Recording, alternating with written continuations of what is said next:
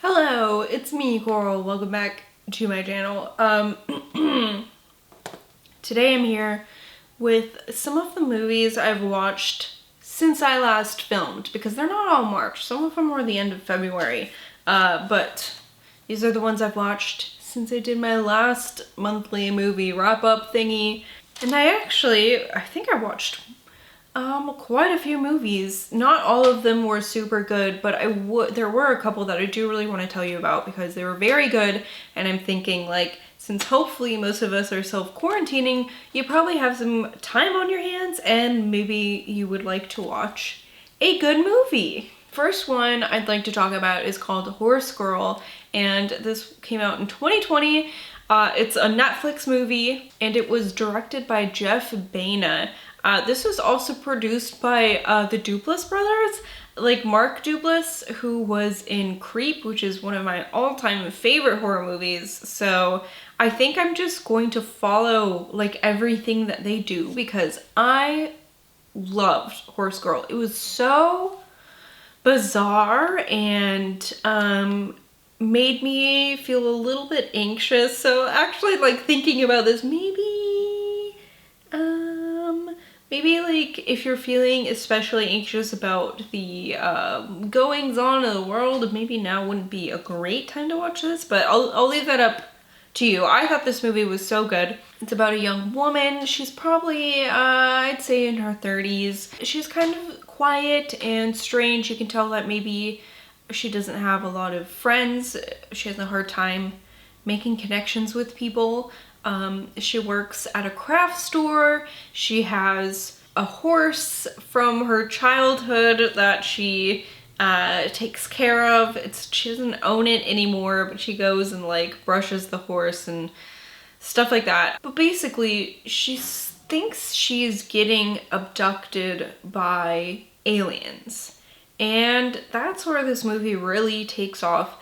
I don't want to give too much away because it is really such a good movie. It starts out really quirky and fun and gets a little bit dark.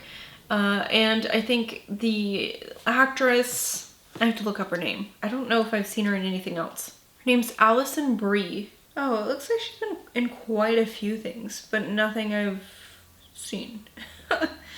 But she was absolutely fantastic, and I can't wait to, one, watch more of her movies, and two, see what the Duplass brothers are doing with their production company, because this was just such a really great movie. I'm glad that I watched it.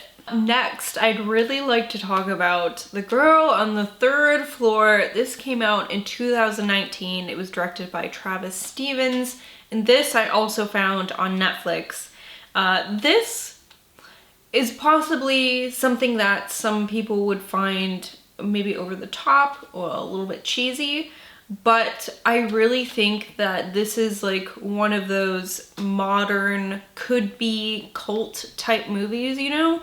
It's about a man. Throughout the movie, you can tell that him and his wife are recuperating from some bad decisions he's made in his past.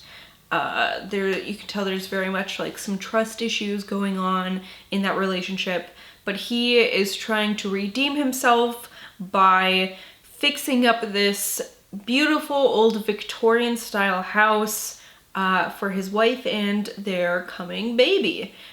So he's there by himself doing that. He wants to do the work himself, and this house just has a lot of weird stuff going on there.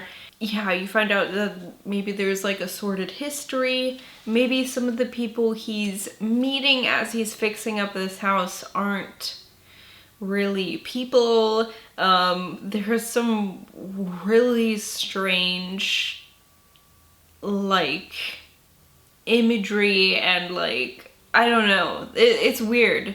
I do think that this is maybe a case of if you see the scary thing too much, it becomes less effective. So maybe they could have toned that down a little bit to make it more spooky. I don't think that this movie was scary, but I really enjoyed the plot of it and finding out like the mysteries of this old house. So I thought this was a pretty darn good movie. Okay, and next I want to tell you about I See You. This came out in 2019 and it was directed by Adam Randall. This is more of a thriller, I believe, and it has, oh, it's starring Helen Hunt, who, she's just really great. But it kind of has two parts to it, and like in the first part, you're with Helen Hunt and her family. She has like a teenage son and a husband. Things are being moved around in their house, and Helen Hunt's character seems to be the only one who's noticing this. Her husband thinks that maybe she's possibly like exaggerating things for attention because they're going through a recent infidelity issue on her part. So her son is also very upset at her about this. So there's lots of like tension in the house. And then during this tension and this time where this family is trying to heal, all of a sudden she's like, well, all the silverware is missing. And they're like, what the fuck are you talking about? You know, you're wondering like, is this gaslighting?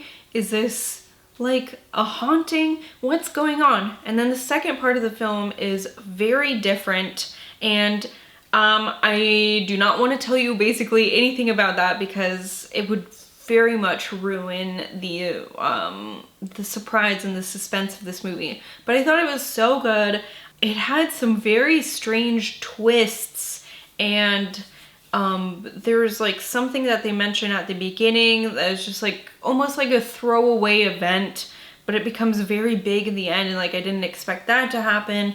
And I thought it was really good, and I'm glad I watched it, and I think this would be the perfect thriller to keep you engaged and keep you guessing. Next one I'd like to tell you about is Contagion, and this came out in 2011. It was directed by Steven Soderbergh, and I think either you'll really want to watch this movie right now or you really won't. I actually saw this when it came out in theaters. It was the first movie that my husband and I saw together in the theater. When I first saw it, I don't remember liking it a ton. Like, I think the beginning of the movie was very interesting, and then like the rest kind of, I don't know, the action slowed down, so then it wasn't quite as interesting to me the first time I saw it.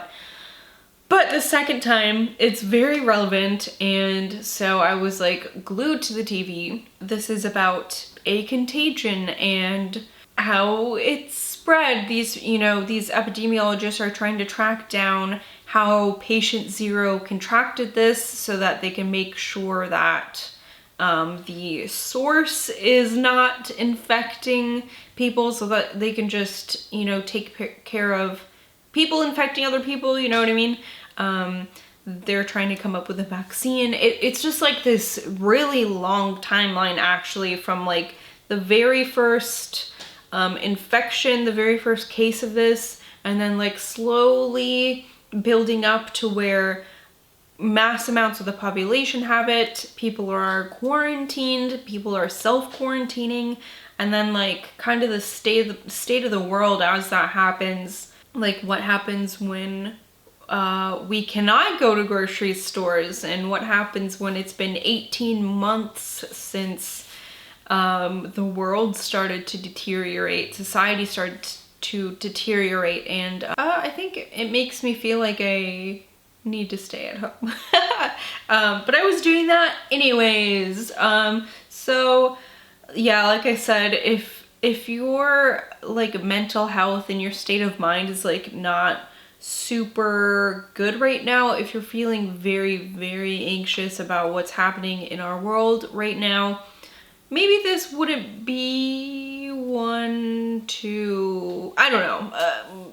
It could or it couldn't be. I feel like it does have a somewhat happy ending. So if that makes you feel better about watching it, I don't know. I'm just rambling. But I thought it's a really good, relevant movie to watch right now. Let's see, the last one I'd like to recommend is The Promise. This came out in 2016 and it was directed by Marcus Vetter. This is a true crime This is a true crime documentary that I found on Hulu, so it should still be on there. And this is about the murders of Derek and Nancy Haysom, and they were, I believe, from Canada, and they were living in Virginia at the time.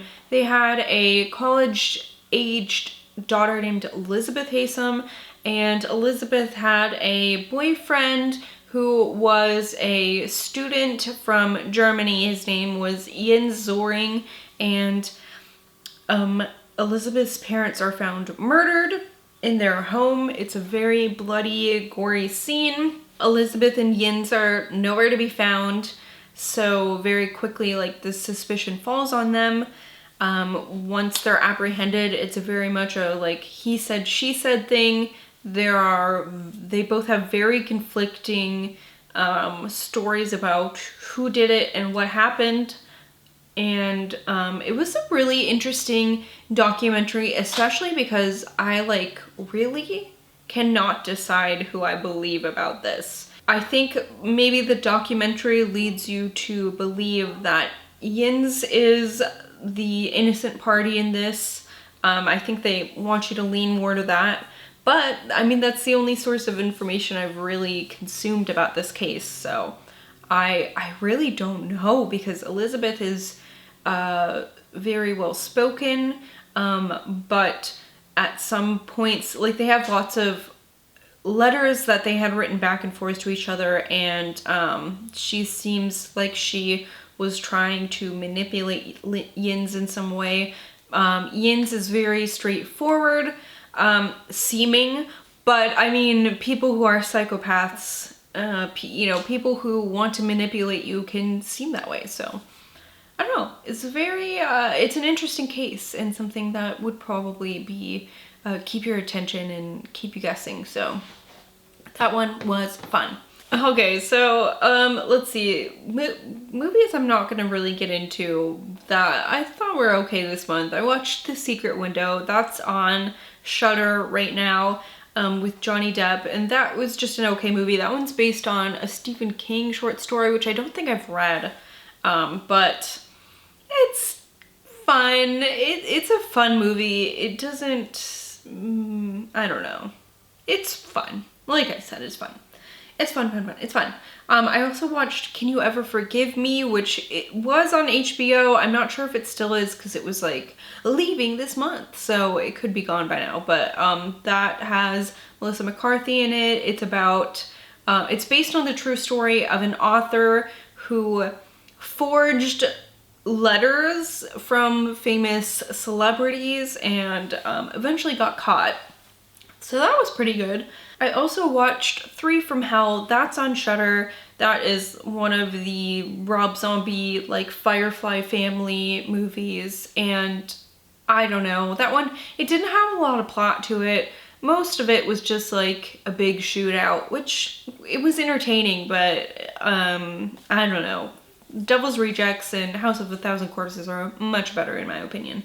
I watched Flesh and Blood, which is on Hulu. That's like one of their, what is it, like Into the Dark series that they've done.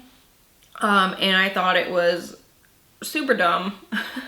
I've watched 3 of those and all 3 I didn't really like. So I'm wondering, like, are there good ones that I should watch? Because am I just gonna keep burning myself watching these bad horror movies? And they're not like even so bad that they're good, you know? And then the last one I watched was The Descent Part 2, which I really, really love the first Descent.